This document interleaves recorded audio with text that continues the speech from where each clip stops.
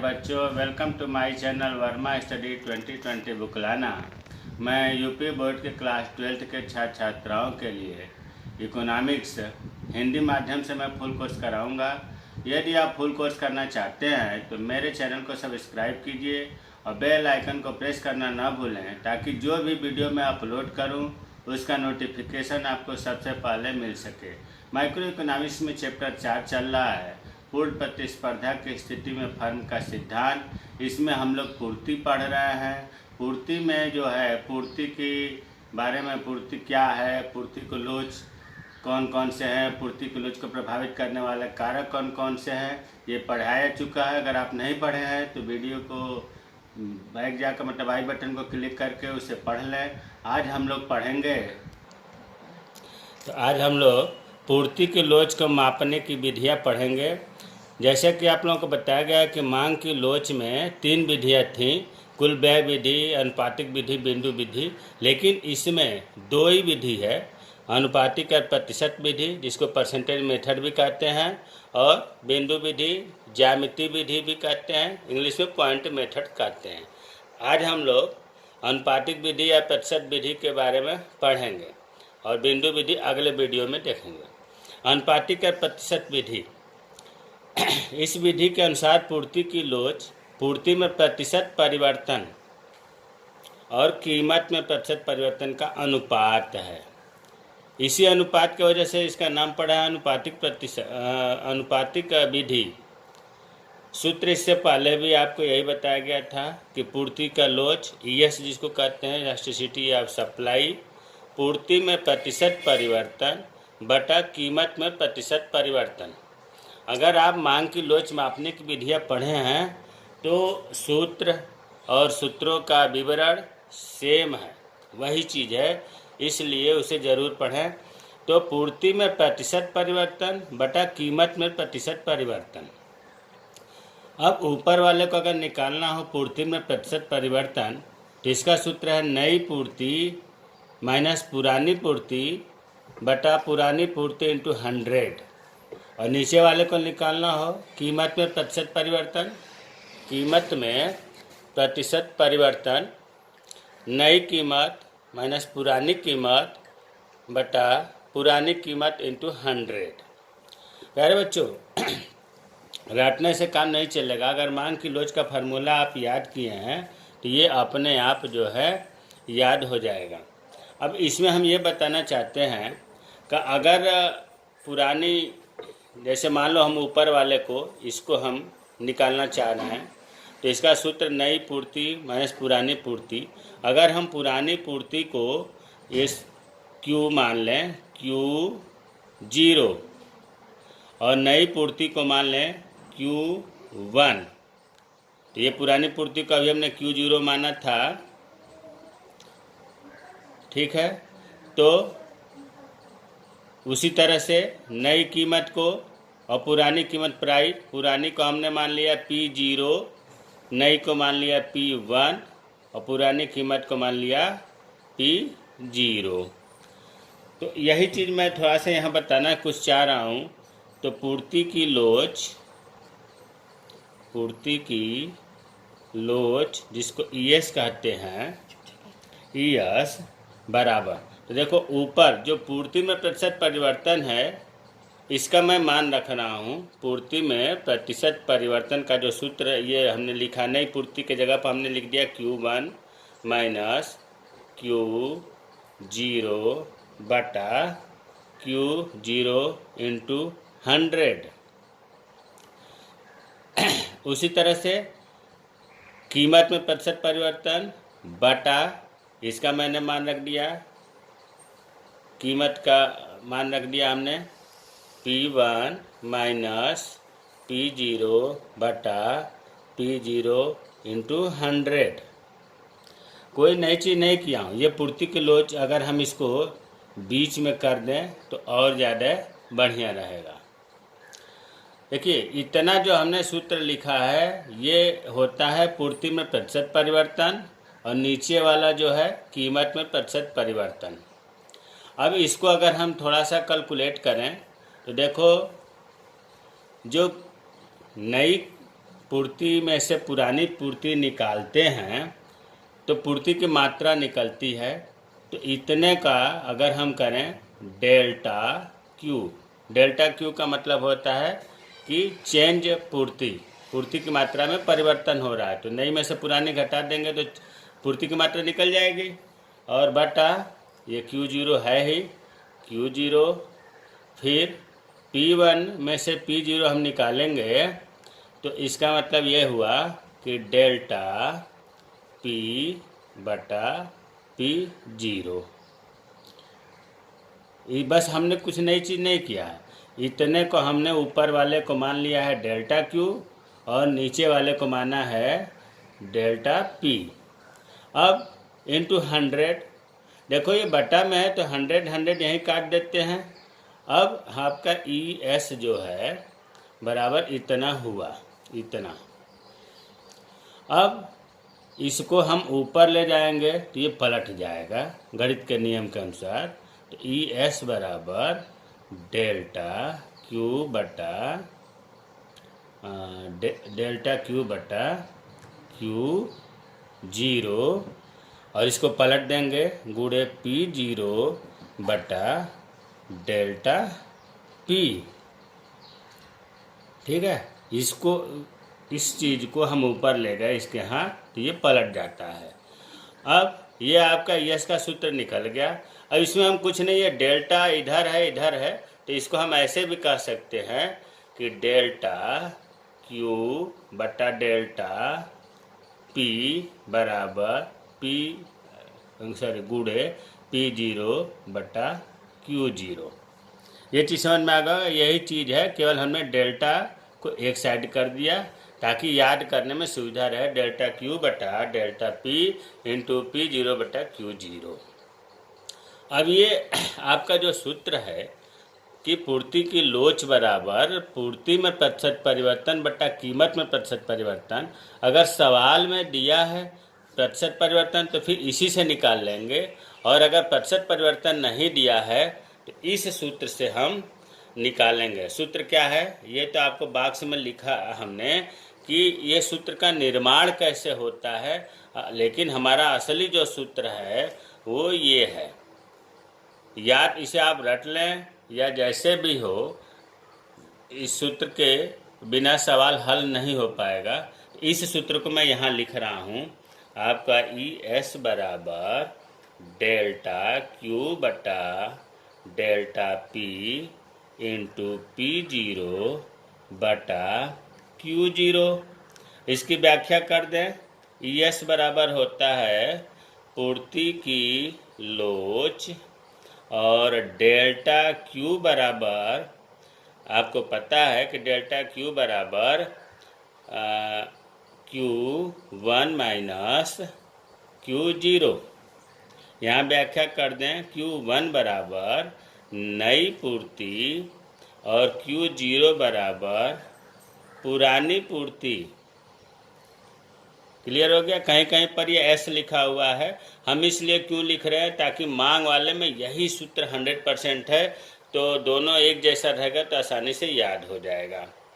अब उसी तरह से डेल्टा P बराबर P1 माइनस P0। P1 क्या है? P1 बराबर है नई कीमत, प्राइस, इसलिए तो P लिया गया है, और P0 बराबर पुरानी कीमत। इसका मतलब क्या हुआ? इसका मतलब हुआ कि पूर्ति में चेंज, कितना चेंज हुआ? इसका मतलब हुआ कीमत में चेंज। तो अब हमें उम्मीद है कि आपको दो सूत्र याद करना है। एक तो ये याद करना है कि पूर्ति की लोच बराबर पूर्ति में प्रतिशत परिवर्तन बटा कीमत में प्रतिशत परिवर्तन, बहुत महत्वपूर्ण है। और दूसरा निर्माण तो उसी से हुआ है इसका भी, लेकिन दूसरा जो है इस सूत्र को याद करना है। इसके बारे में व्याख्या हमने कर दिया। एस बराबर डेल्टा Q बटा डेल्टा P इंटू P0 बटा Q0, इनकी व्याख्या याद करना होगा ताकि आगे आपको आसानी से याद हो सके। अब आगे जो है सवाल अब हल करते हैं। पहला पूर्ति की न्यूमेरिकल्स। देखिए, एक उत्पादक 10 रुपये प्रति इकाई कीमत पर वस्तु की 400 इकाइयों की पूर्ति करता है। कीमत घटकर 5 रुपये प्रति इकाई हो जाने से वह केवल 200 इकाइयों की पूर्ति करता है। पूर्ति की लोच ज्ञात कीजिए, इलास्टिसिटी ऑफ सप्लाई। मैं मान रहा हूँ कि सवाल पढ़ करके आप हड़बड़ा गए होंगे कि तो बहुत कठिन है, समझ में नहीं आएगा, लेकिन ऐसा नहीं है, अभी आपको क्लियर हो जाएगा। ध्यान से आप देखो कि क्या चीज़ दिया है। जो चीज़ दिया है उसे हम पहले लिखते हैं। अब जैसे लिखा है कि एक उत्पादक मतलब उत्पादन करने वाला 10 रुपये प्रति इकाई कीमत पर, प्रति इकाई कीमत पर, इसका मतलब कि पुरानी कीमत है। तो पुरानी कीमत को हम स्टार्ट में कहते हैं P0 बराबर 10। फिर ये चीज़ हो गया पुरानी कीमत पर वस्तु की 400 इकाइयों की पूर्ति करता है। जब ये पुरानी कीमत है तो पुराना पूर्ति कितना हुआ 400 इकाइयों का। ये Q0 जब पुरानी कीमत हो गई P0 10 तो उसी रेट में पुरानी कितनी पूर्ति हो गई 400। अब इसके बाद अब यहाँ तक तो हो गया।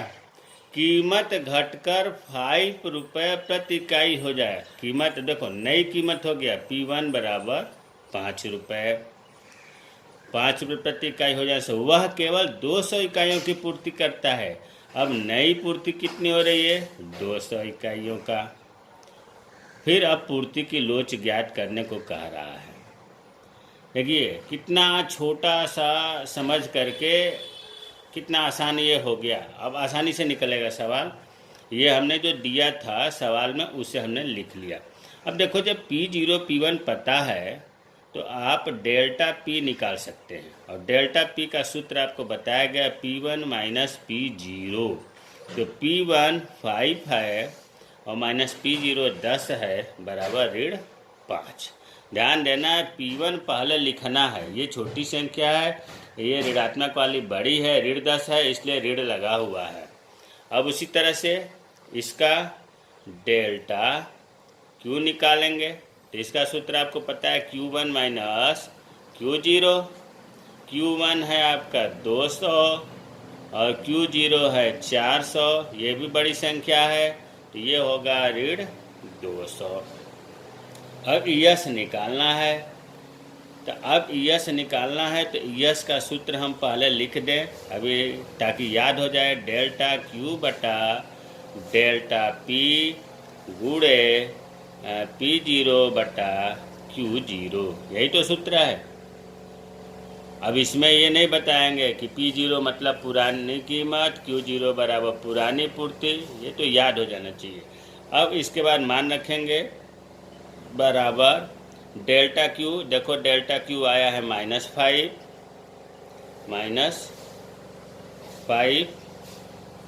और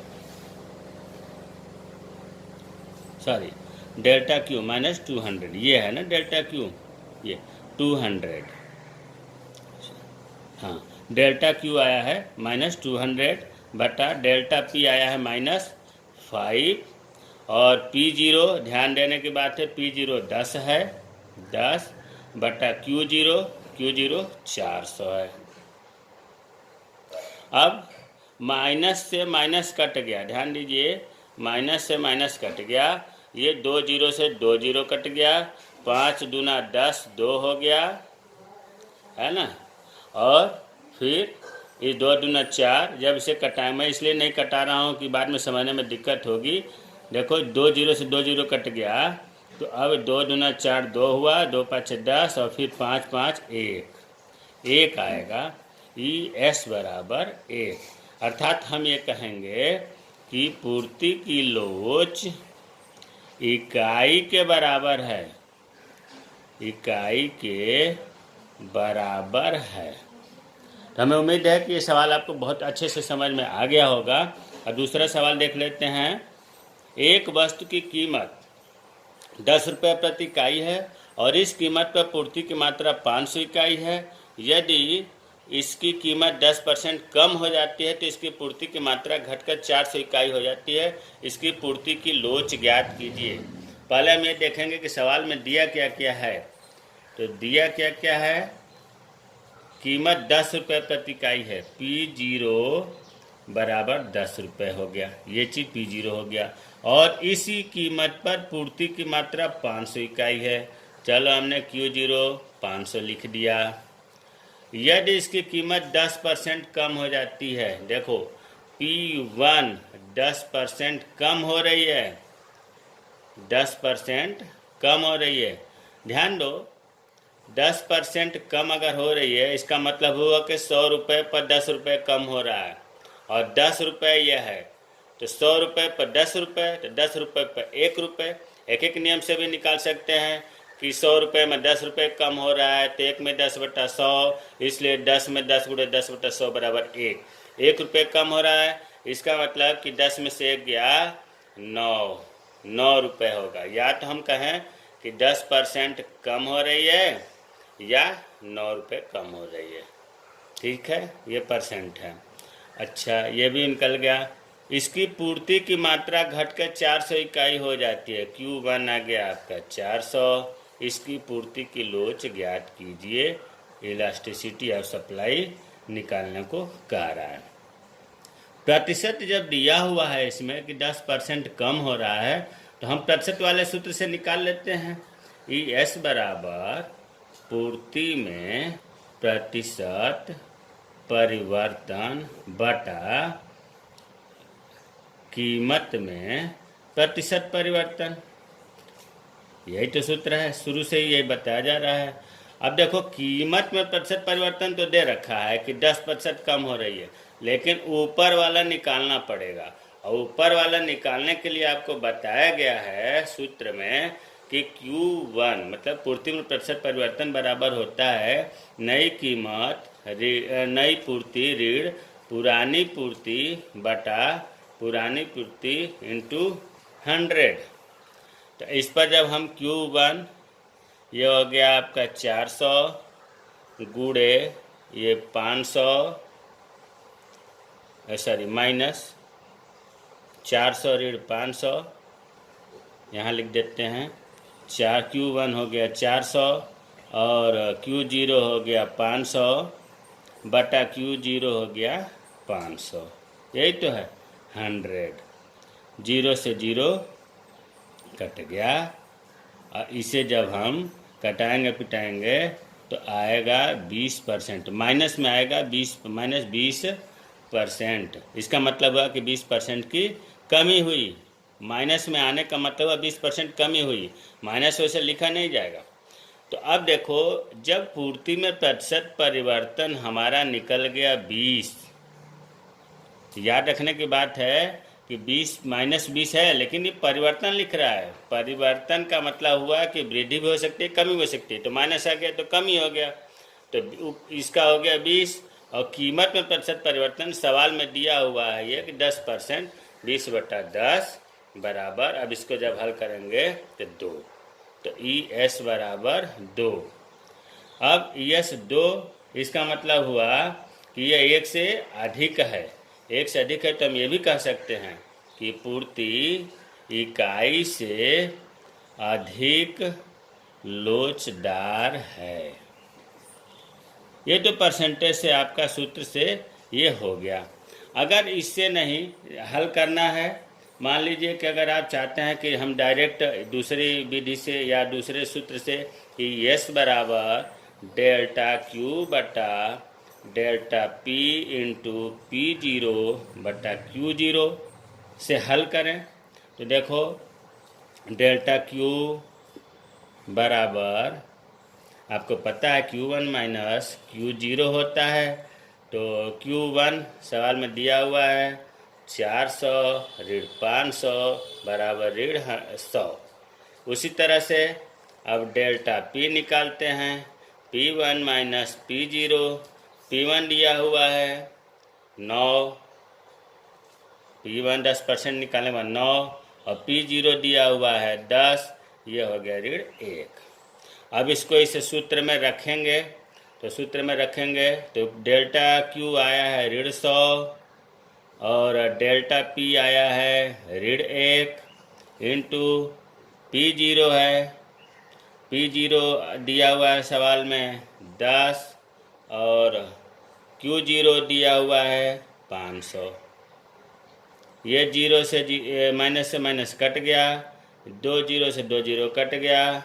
अब 1 से 10 में भाग देंगे तो 10 होगा, फिर ये 5 है तो 5 से भाग देंगे 10 में तो 2, तो ES बराबर 2। देखिए इसमें अभी आपने देखा प्रतिशत वाले विधि से हल किया तब भी 2 आया, और इस फार्मूले से हल किया तब भी 2 आया। तो इस प्रकार से अगर प्रतिशत दिया हुआ है तो प्रतिशत वाले से निकालना आसान रहता है। एक क्वेश्चन और देख लेते हैं। तीसरा, एक वस्तु की बाजार कीमत 5 रुपये से बदलकर 20 रुपये हो जाती है। फलस्वरूप फर्म पूर्ति की मात्रा 15 इकाई बढ़ जाती है। फर्म के पूर्ति वक्र की कीमत लोच 0.5% है। फर्म का आरंभिक तथा अंतिम निर्गत स्तर ज्ञात कीजिए। देखिए आरंभिक का मतलब होता है शुरू का, निर्गत स्तर का मतलब निर्गत मीन्स उत्पादन होता है, लेकिन यहाँ जो है उत्पादन का मतलब हो गया पूर्ति से। भाई जितनी उत्पादन हो रहा है उतनी ही तो पूर्ति हो रही है। ये पूछ रहा है आरंभिक और अंतिम पूर्ति कितनी हो रही है। तो पहले ऊपर से देखते हैं कि क्या क्या सवाल में दिया है। देखो, एक वस्तु की बाजार कीमत 5 रुपये, इसका मतलब कि P0 बराबर 5, बदलकर 20 रुपये हो जाती है। नई कीमत कितनी हो गई? 20 रुपये। ये चीज़ क्लियर हो गया। फलस्वरूप फर्म की पूर्ति की मात्रा 15 इकाई बढ़ जाती है। ध्यान दो, पूर्ति की मात्रा कह रहा है बढ़ जाती है, इसका मतलब हुआ कि डेल्टा Q दे रहा है ये 15 इकाई बढ़ गई पूर्ति की मात्रा। अब फर्म के पूर्ति वक्र की कीमत लोच ES बराबर 0.5 दिया है। फर्म का आरंभिक, इसका मतलब कि ये पूछ रहा है Q0 आरंभिक हो गया और अंतिम Q1 पूछ रहा है। ये आपका जो है इतना दिया हुआ है। अब देखो जब P0 P1 दिया हुआ है तो हम डेल्टा P निकालेंगे। डेल्टा P का सूत्र होता है P1 माइनस P0। P1 दिया हुआ है 20 और P0 दिया हुआ है 5, तो 20 में से 5 गया 15। उसी तरह से अब इसमें डेल्टा Q तो निकला हुआ है ऑलरेडी, ES निकला है। और सूत्र आपका है ES बराबर डेल्टा Q बटा डेल्टा P इंटू P0 बटा Q0। अब मान रखते हैं सावधानी के साथ। ES आपको सवाल में दिया है 0.5 बराबर डेल्टा Q आपका दिया हुआ है 15 बटा डेल्टा P आपका आया है 15 और P0 सवाल में दिया हुआ है 5 और Q0 नहीं दिया है, Q0 लिख देंगे। अब जब हम इसको हल करेंगे तो Q0 ही निकलेगा। अब देखो हल करने के लिए ये 15 से 15 तो इसी तरह कट गया, तो ये हुआ 0.5 बराबर 5 बटा Q0। अब दो उपाय है, Q0 को अकेले करते हैं। तो जब हम Q0 को अकेले करेंगे तो ये होगा 5, ये नीचे आ जाएगा 0.5। अब इसको जब हल करेंगे तो देखो इसमें दशमलव है, इसमें नहीं है, तो दशमलव को हटाने के लिए इसमें 10 का गुणा करेंगे तो ऊपर भी 10 का गुणा कर देंगे, तो अभी ये हो जाएगा 50 बटा 5। इसको जब कटाएंगे तो हो गया 10। प्यारे बच्चों, Q0 मतलब ये कहा जाए कि प्रारंभिक निर्गत स्तर जो है, जो सवाल में पूछ रहा है, या ऐसे हम कहें कि पुरानी पूर्ति 10 आया। उसी तरह से अंतिम निर्गत स्तर, ये निर्गत क्यों लिख रहे हैं? क्योंकि सवाल में यही दे रहा है, जबकि इसका मतलब आप सीधे समझ जाओ कि ये पुरानी पूर्ति पूछ रहा है और ये नई पूर्ति पूछ रहा है। पुरानी पूर्ति आपका आ गया 10, ये 10 क्या है? पूर्ति इकाइयाँ में होती हैं, तो 10 इकाइयाँ लिख दिया। अब यहाँ देखो सवाल में दिया है कि मतलब पूर्ति की मात्रा 15 इकाई बढ़ जाती है। तो शुरू में जब 10 था और 15 इकाई बढ़ गई, तो फिर 15 इकाई जब बढ़ गई तो हम कहेंगे कि 10 में 15 जोड़ देंगे तो 25 इकाइयाँ हो गई। ये आपका आंसर हो गया। लास्ट सवाल देख लेते हैं, बहुत आसान है। किसी वस्तु की कीमत 100 रुपये से गिरकर 98 रुपये हो जाती है, तब उसकी पूर्ति 500 से गिरकर 400 इकाई हो जाती है। उसकी पूर्ति की लोच ज्ञात कीजिए। सवाल में क्या क्या दिया है? वस्तु की कीमत 100 रुपये, P0 बराबर 100, गिरकर इसका मतलब नई कीमत हो गई 98 रुपये। उसके बाद तब उसकी 98 रुपये हो जाती है। ये चीज़ हो गया आपका P0 और P1। अब उसकी पूर्ति Q0 500 से गिरकर नई पूर्ति हो गई 400, ठीक है। और ES पूछ रहा है, ये चीज़ सवाल में आपको दिया हुआ है। अब जब हम डेल्टा P निकालेंगे, इसका सूत्र होता है P1 माइनस P0। P1 आपका दिया हुआ है 98 माइनस 100 बराबर, घटाएंगे तो ऋण 2 होगा। क्यों ऋण हुआ अब समझ गए होंगे। उसी तरह से डेल्टा Q निकालेंगे, Q1 माइनस Q0। Q1 दिया है 400, Q0 दिया है 500, ये हो गया -100। यस तो निकालना है। अब सूत्र में हम रख देंगे। सूत्र आपको पता है कि डेल्टा Q बटा डेल्टा P इंटू P0 बटा Q0। अब मान रखते हैं डेल्टा Q आया है -100, डेल्टा P आया है -2, P0 सवाल में दिया है 100 और बटा Q0 दिया है सवाल में 500।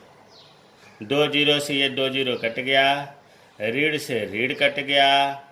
फिर इसको जब हम भाग देंगे तो ये 50 होगा। 50 में जब हम 5 का भाग देंगे तो 10 होगा। इसका मतलब कि ये बराबर 10, 1 से अधिक है। तो हम ये कहेंगे कि पूर्ति अत्यधिक लोचदार है, या ऐसे भी कह सकते हैं पूर्ति इकाई से अधिक है। पूर्ति अत्यधिक लोचदार है, या ऐसे भी कहेंगे कि पूर्ति इकाई से अधिक है, 1 से अधिक है, तो वही चीज़ हो गया।